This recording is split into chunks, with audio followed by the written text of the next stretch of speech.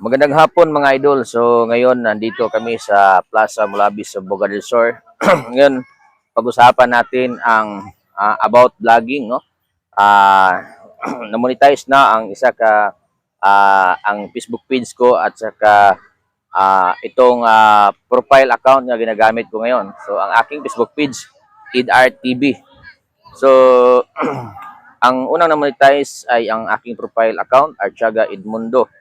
Ang sunod na na-monetize ay yung page ko ay ang unang na-monetize doon ads on Reels. So kahapon lang mayroon na in-stream ads na aprobahan na ang in-stream ads. Sit up ko na kahapon at ito ang dahilan bakit ako na-monetize kasi dahil mayroong video na nag-viral doon sa aking Facebook page.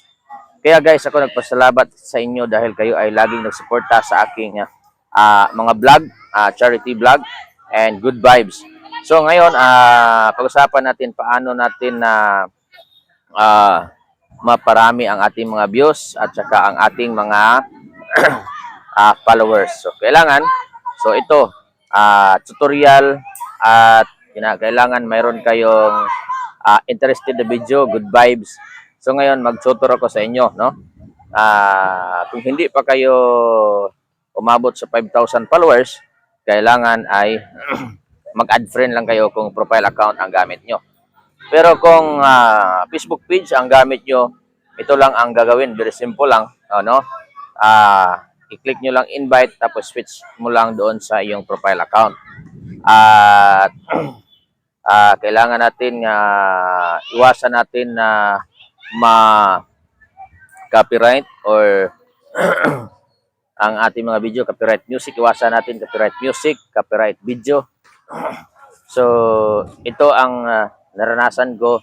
Maraming naranasan ko na na-restricted ang aking account dahil ay mayroon akong violation, nagawang violation dahil sa pag-upload ng video na unoriginal content. So dapat lang guys, no, iwasan natin 'yan, no?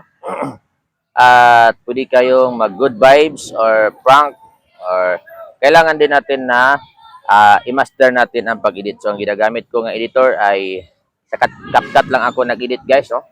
And sa hirap at sa hirap ng pinagdaanan or mga challenges, kailangan ito ang nakita ko nga wag lang tayo puminto sa pag-upload ng video.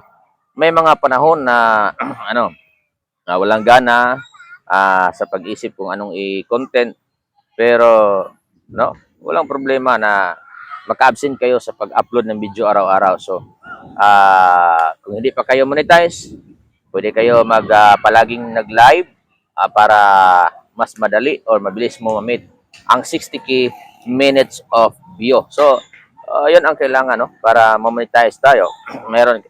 Para ma-monetize tayo, kailangan na mayroon tayong 5,000 followers at 60k minutes of view.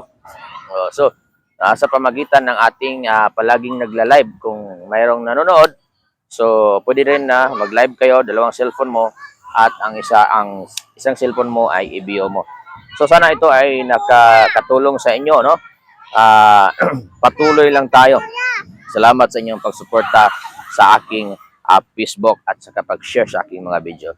Maraming salamat po sa inyong lahat. Thank you for watching. Kung nagustuhan niyo yung video na ito, pwede niyo i-share para mayroong idea ang ibang mga gusto mag-vlog. Thank you for watching guys. Bye-bye!